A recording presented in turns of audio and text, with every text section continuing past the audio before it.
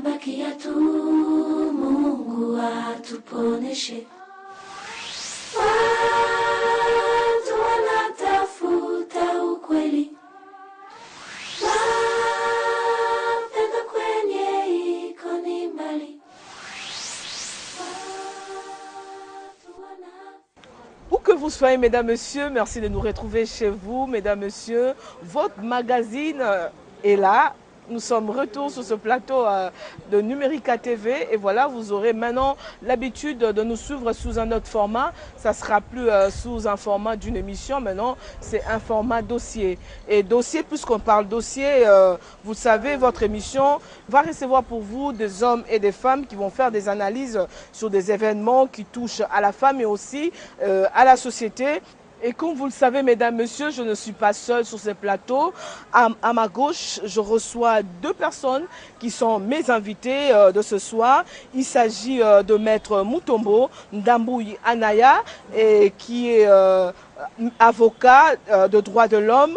Et aussi, il est président de l'ONG de défense et protection de droits des enfants et femmes en situation difficile. Et juste à ses côtés, nous avons Monsieur Yann Mambo, qui est aussi un activiste, aussi président de l'ASBEL, plus de couleurs, fièrement Ndundu. Bonsoir, monsieur. Bonsoir, madame. Vous allez bien? On va très bien. Fièrement Ndundu, ça marche bien? Maître, chez vous, votre ONG? Ça va très bien. Et ce soir, nous allons parler de la stigmatisation que subissent les femmes qui donnent naissance aux enfants albinos et aussi qui subissent aussi des discriminations dans notre société. Et voilà, Maître, ma première question s'intéresse à vous, s'adresse à vous plutôt. Parlez-nous un peu de votre ONG. Quelles sont les motivations qui vous ont poussé à le mettre sur pied? Nous sommes en 2004 dans la ville de Mbujimaï, Kasaï oriental. Des avocats, défenseurs des droits humains se sont réunis pour fonder l'ONG Avocats de droits de l'homme, ADH en sigle, avec comme objet principal la défense et la protection des droits des enfants et des femmes en situation difficile. À ces deux thématiques, il avait été aussi associé la défense et la protection des personnes vivant avec le VIH-Sida à l'époque. Et au fil du temps, nous avons constaté effectivement que les personnes vivant avec l'albinisme subissaient le même sort dans l'espace du Kasaï. C'est comme ça que nous avons étendu l'objet de l'ADH à cette catégorie de personnes afin de les accompagner. Les accompagner, c'est-à-dire les prendre en charge par rapport aux aspects judiciaires. Parce que le collectif d'avocats que nous constituons, nous sommes déjà spécialisés dans toutes ces questions pour accompagner toutes ces victimes au niveau de la justice et faciliter l'accès effectif à la justice de toutes ces personnes lorsqu'ils sont violentés, lorsqu'ils subissent des discriminations, des stigmatisations ou d'exclusion sociale. Et c'est ça que nous avons constaté. Nous l'avons fait avec les victimes des violences sexuelles sur tout l'espace du Kasaï.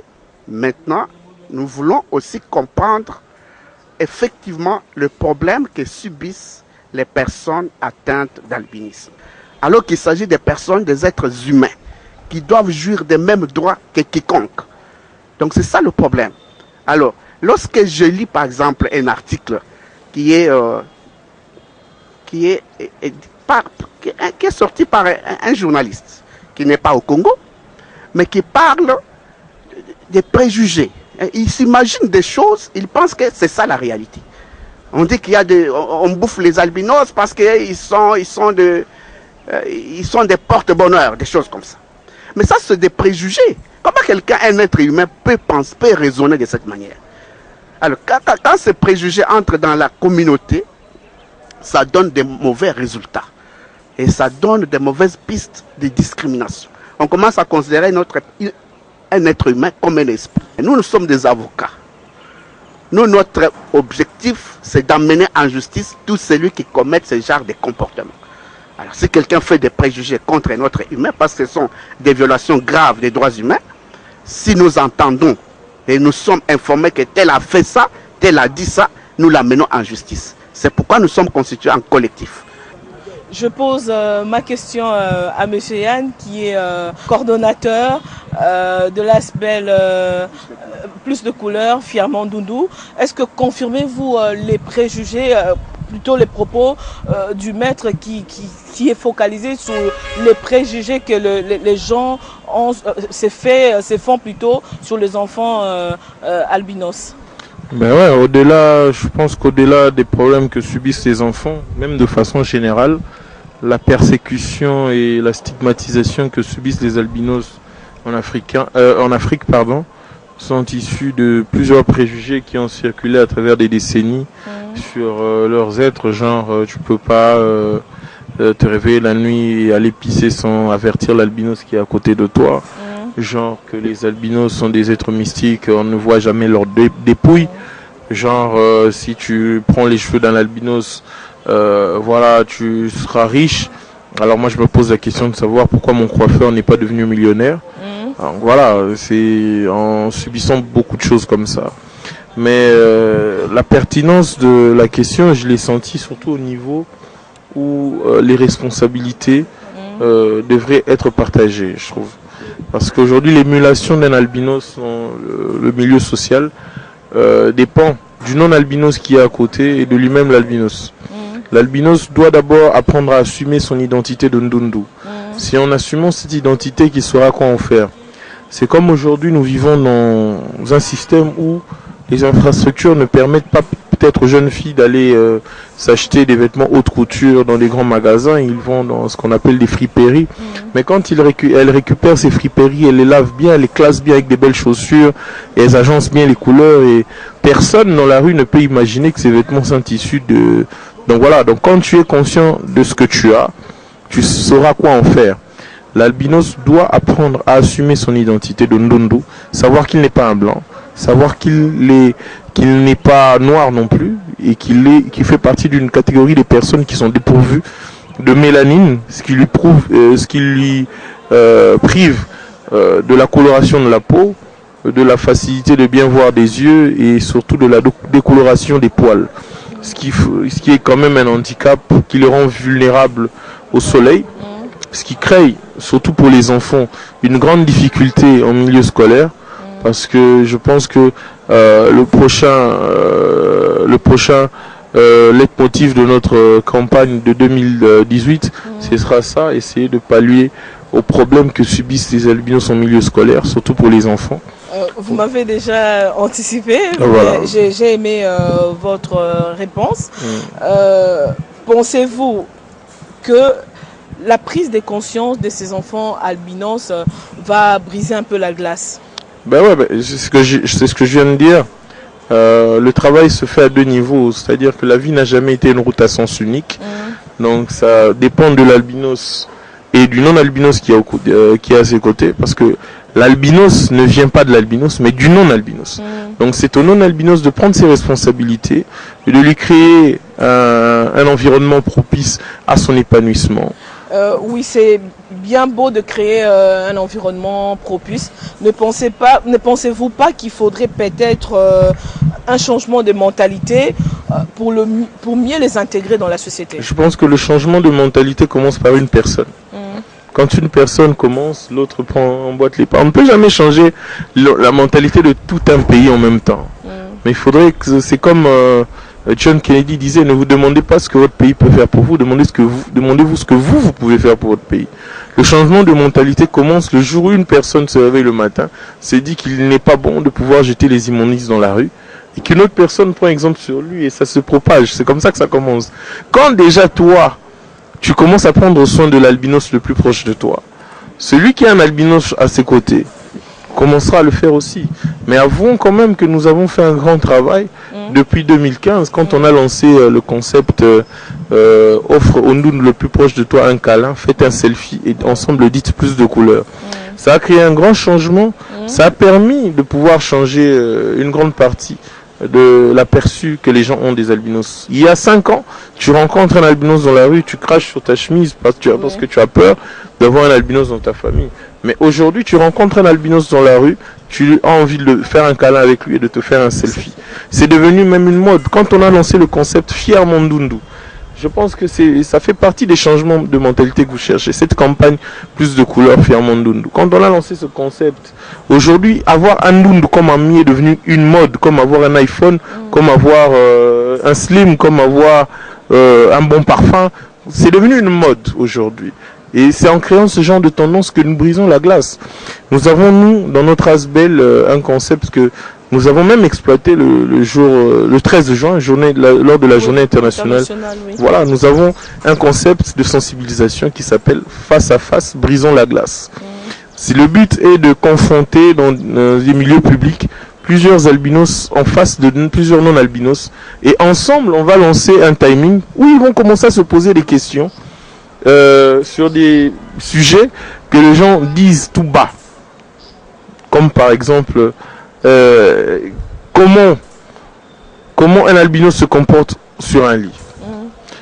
Qu'est-ce qui fait que tu es albinos et que je ne le suis pas? Moi, c'est des questions comme ça que je subis auprès de mes enfants. Papa, pourquoi toi tu es blanc, nous on est noir? Et il faut avoir une approche pour savoir répondre à ça. Et il est important de pouvoir permettre aux non-albinos de poser ce genre de questions pour que les albinos eux-mêmes puissent y répondre et ensemble trouver un compromis. Parce que quand une personne a la réponse, il le dira à son entourage qui, eux, le diront à d'autres, ce qui crée un effet papillon. Voilà. Donc, je comprends bien que vous êtes en train de faire l'approche de socialisation. Bien sûr, c'est même ça le but de la campagne Plus de couleurs. Parce que l'Asbel, c'est Plus de couleurs Fier Mondundu, mais du point de vue action, nous avons subdivisé les deux. Plus de couleurs, c'est une campagne qui consiste à brasser les albinos et les non-albinos dans la société. Et Fier Mondundu, c'est un événement qui consiste à permettre aux albinos de pouvoir brandir leurs qualités et compétences, de pouvoir vanter leur beauté, de pouvoir clamer haut qu'ils sont utiles à la société et qu'ils ne sont pas toujours aptes à recevoir mais aussi à donner. Bravo pour ces beaux concepts, Yann Mambo. Apparemment, votre initiative marche. Et comment faites-vous, quelle démarche plutôt entreprenez-vous pour sensibiliser des porte-à-porte de parents afin qu'il y ait plus d'enfants Ndundu qui assistent à vos activités? Nous utilisons tous les canaux de communication qui tombent sous notre main. Aujourd'hui, nous avons les réseaux sociaux qui occupent une grande place dans le monde de la communication. Nous avons les médias, la télévision, la radio. Nous avons les sensibilisations en milieu public. Nous organisons des événements qui font que nous puissions réunir toutes ces personnes. Mais notre cible, c'est surtout les non-albinos. C'est comme je l'ai dit tantôt, l'albinos ne vient pas de l'albinos, mais du non-albinos. Le non-albinos, c'est lui le socle. C'est lui qui donne naissance, c'est celui qui donne l'éducation. Quand le non-albinos a déjà de la répugnance, du dégoût, un certain rejet pour le fruit de ses entrailles, et le fruit de ses entrailles ne pourra convoiter les pas, manquer de confiance en lui, être sous-estimé par lui-même. Le tout doit commencer par là. Moi, j'ai toujours pris exemple sur moi. Moi, je suis né dans une famille où j'ai été enfant unique. Mes parents n'ont eu que moi, donc ils n'avaient pas le choix. Ils devaient me chérir, m'honorer, m'éduquer et faire de moi tout ce que je suis aujourd'hui. Et c'est moi qui fais leur fierté aujourd'hui. S'ils m'avaient négligé, mais leur unique enfant aurait été quelqu'un de médiocre dans la société. Donc, il faudrait que les parents, surtout les mamans, qui ont... Surtout les parents. Les parents. Je pense que, oui, que la part n'incombe pas forcément à la maman. C'est les deux. Ben oui, parce que... C'est aux deux de faire leur part. Oui, c'est les deux de faire leur part. Notre... émission Femmes des Tropiques s'adresse à la femme. Voyez-vous, c'est vrai, nous sommes dans un monde genré aujourd'hui. Donc, parents et papa et maman ensemble pour donner une meilleure éducation aux enfants. Mais une grande part, c'est réservé à la femme qui est... Oui, je ne suis pas contre. C'est vrai que... C'est souvent les mamans qui sont la pièce. Elles sont la pièce maîtresse. Une maman qui montre, qui éprouve de l'amour pour son enfant albinos. Pour cet enfant, avoir, comme vous l'avez dit, la confiance en soi-même, l'estime en soi-même. Et c'est ainsi que c'est une belle occasion que vous offrez aux parents de changer aussi, des parents qui ont des enfants albinos, de changer leur manière de faire. Oui, je pense que la meilleure façon de faire, surtout pour les parents, ce n'est pas de créer un monde à part pour leurs enfants, mais leur donner le goût du risque, leur montrer que la vie n'est pas faite que de roses. La vie est un risque quotidien. Donc quand tu te retiens dans ton coin, voilà, tu ne pourras pas atteindre l'excellence voulue. C'est comme aujourd'hui, un parent doit dire à son enfant, oui, tu peux aller jouer avec tes amis, mais fais attention, quand il fait trop chaud, ne t'expose pas au soleil. Quand tu joues, choisis quel jeu, parce que tu as une peau très sensible, tu peux te blesser facilement quand tu fais des jeux brutaux. Tu as intérêt à te préserver, mais tu peux jouer à n'importe quel jeu. Contrairement à beaucoup de parents que je connais, qui carrément mettent leurs enfants à l'écart. Non, toi tu ne peux pas aller jouer là-bas. Non. Il faut les pousser à prendre le goût du risque. Mais surtout, moi je martèle sur les milieux autres que la famille. Il y a l'église, il y a l'école. Et il y a le milieu professionnel aujourd'hui qui doivent prendre en compte toutes ces réalités. Les églises aujourd'hui sont en train de sensibiliser les parents à prendre soin de leurs enfants, à pouvoir éviter de voir les enfants sorciers partout, surtout quand il s'agit des albinos. L'école doit savoir tenir compte de la particularité des enfants. Aujourd'hui, moi je vais te faire une confidence. Moi, depuis que j'ai commencé l'école jusqu'à aujourd'hui, je n'ai jamais pris des notes en milieu scolaire. Tout simplement parce que les conditions n'étaient pas propices pour moi. Le tableau était loin de moi et les écrits n'étaient pas très lisibles. Et à chaque fois que je me levais, il y a certains profs qui, eux, trouvaient ça mal. Et me punissaient même tout simplement parce que je me levais pour aller voir au tableau. Et pour les autres élèves, c'était un dérangement. Mambo, tu nous empêches. Mambo, tu n'es pas transparente. C'est vrai, c'est que tu n'as pas de mélanine, mais tu n'es pas transparent. Et toutes ces choses, nous autres, nous avons eu la force d'endurer tout ça. Mais beaucoup d'enfants ont sont vulnérables psychologiquement parlant. Certains abandonnent même leurs études. Je connais beaucoup de cas comme ça. J'ai eu à gérer plusieurs cas psychologiques comme ça, de plusieurs enfants qui sont de bonnes familles, mais qui ne veulent plus aller à l'école. Ils ont honte peut-être de dire à leurs propres parents le pourquoi, mais ils se sont confiés à moi.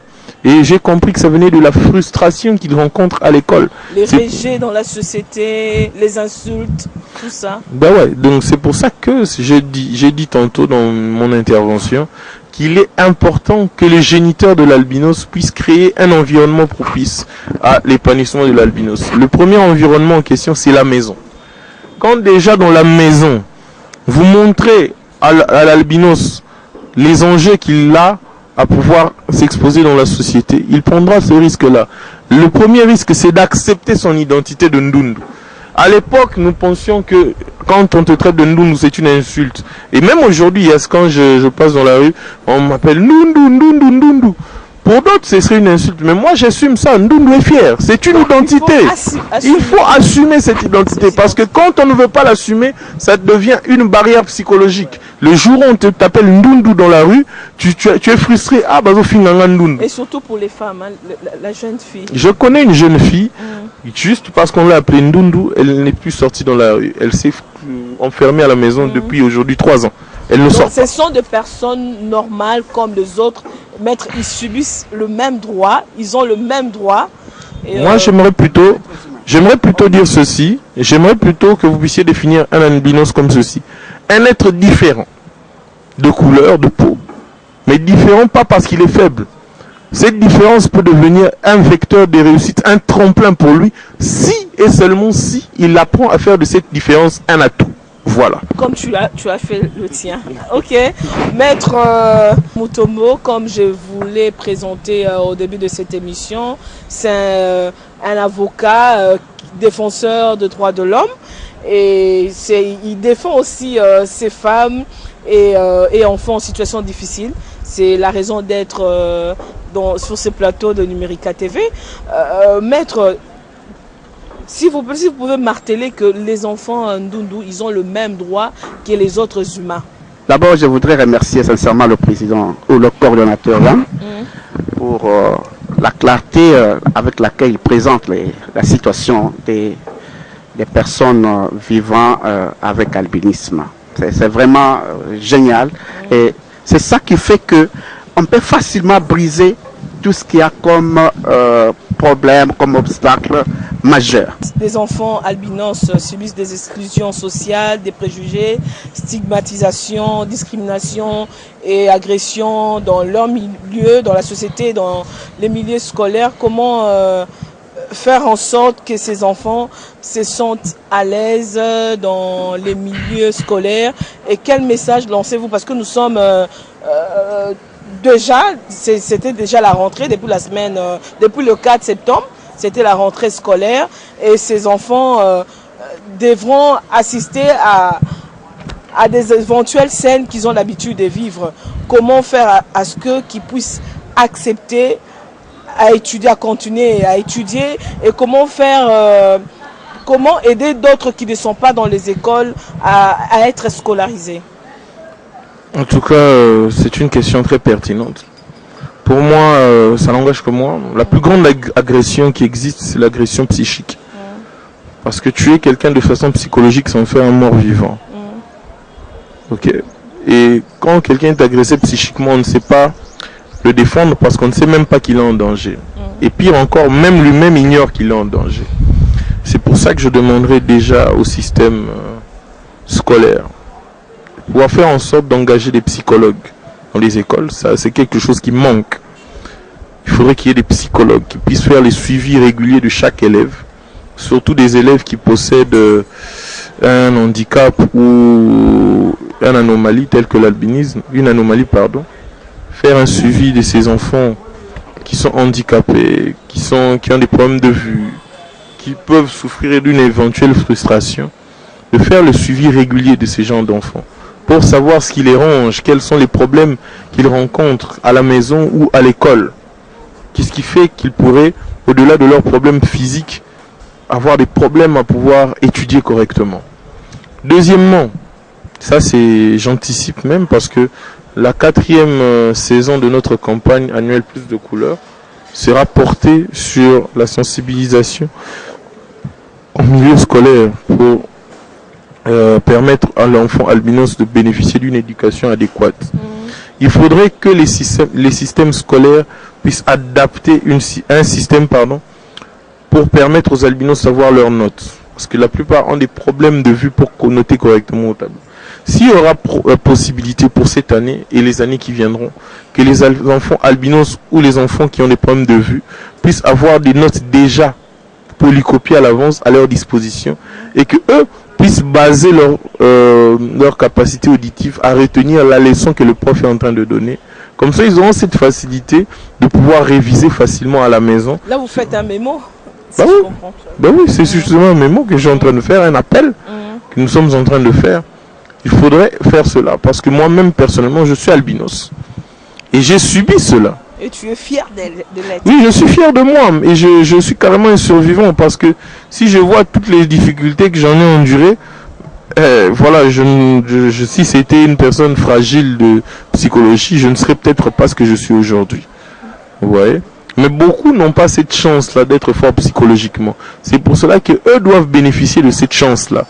D'avoir, malheureusement, je ne sais pas s'il y aura des moyens financiers alloués, mais dans des écoles qui s'assument bien, ils peuvent créer des systèmes de tablettes où les élèves peuvent avoir des tablettes ou des ordinateurs où ils ont déjà des notes à l'avance. Et l'enfant vient avec sa clé USB, il récupère les notes qu'il peut aller étudier à la maison via son ordinateur. Et ça permettrait à l'enfant albinos, au lieu de se battre et pour écouter les explications du professeur et pour prendre note en même temps, de pouvoir se concentrer sur les explications du prof et se baser à la maison sur la révision de ses propres notes. Sinon, moi j'en connais qui ont carrément arrêté leurs études à cause de ça. Et il faudrait combattre le mal à la racine. Et je crois bien, nous avons besoin de tout le monde qui peuvent participer au développement de notre société. Excusez-moi de beaucoup parler de ma personne. Aujourd'hui, moi, je suis un cadre. Je suis directeur d'une chaîne de télé.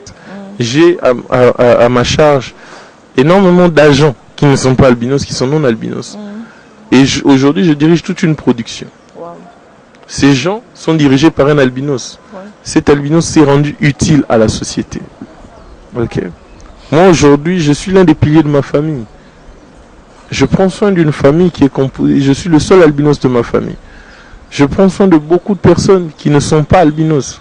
Pour dire que l'avancement de notre pays dépend de tous ceux qui respirent, de tous les citoyens, sans distinction de couleur. C'est pour ça que lors de notre festival, notre 3e édition du festival Fier Mondundu, qui sera du 28 au 29 octobre à l'Académie des Beaux-Arts, nous aurons la 2e édition de la marche de l'unité des couleurs. Le 29 octobre à 12h, nous aurons une marche qui commencera du Palais du Peuple à l'Académie des Beaux-Arts. Cette marche consistera à faire marcher ensemble des personnes de couleurs différentes. Chaque non-albinos devra ramener son albinos à lui, son dundu personnel ou sa personne d'une autre race. Se tenir la main, marcher ensemble. Pour dire que l'avancement de notre pays ne dépendra pas de notre couleur de peau, mais de l'énergie et de la sueur que nous dégagerons pour permettre à ce que ce pays aille de l'avant. Capable de faire. Voilà. Donc voilà. Moi, j'insiste sur ce rendez-vous. Le festival Fier Mondundu du 28 au 29 octobre à l'Académie des Beaux-Arts. Et en même temps, je te demande de te trouver ton dundu. Trouve ton dundu avec qui tu marcheras et pareillement pour le mettre. Voilà, je vois déjà il y a un dundu quelque part là. Va faire connaissance avec lui. Peut-être qu'il va t'accompagner. Oui. Avant de clôturer notre émission, Maître, vous allez nous parler de votre activité que vous allez faire incessamment dans les Kasaï, dans le Kasaï oriental, je ne sais pas, Congo, Kasaï central.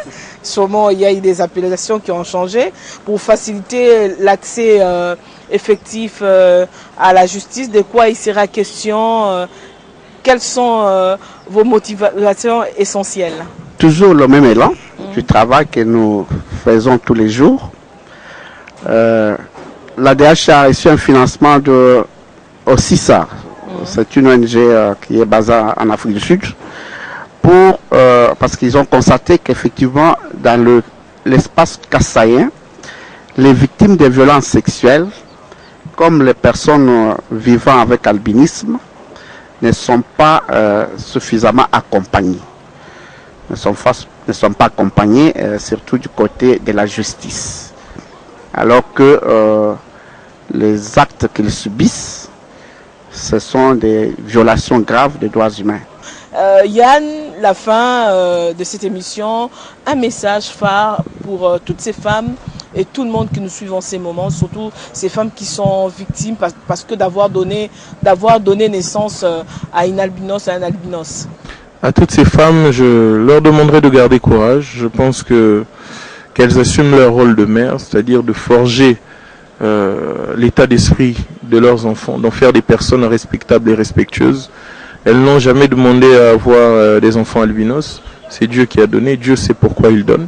L'albinisme est un gène qui est potentiellement en chacun de nous. Donc voilà. Donc tout le monde est capable de donner naissance à un enfant albinos. Donc apprenons à respecter l'enfant albinos du voisin parce que le prochain pourrait être le vôtre. Et je demanderai à toutes ces femmes de se retrouver avec nous pendant le festival Fier Mondundu 3 du 28 au 29 octobre 2017 à l'Académie des Beaux-Arts, parce qu'il y aura une grande journée de sensibilisation le premier jour avec une ONG qui s'appelle justement FAM, F-A-M, dirigée par Madame Marie Toumba, parce que elle-même mère d'enfants albinos, donc elle a besoin de partager avec vous et surtout de renforcer les capacités de ces femmes pour favoriser l'autoprise en charge, parce que la plupart de ces femmes ont été abandonnées par leur mari.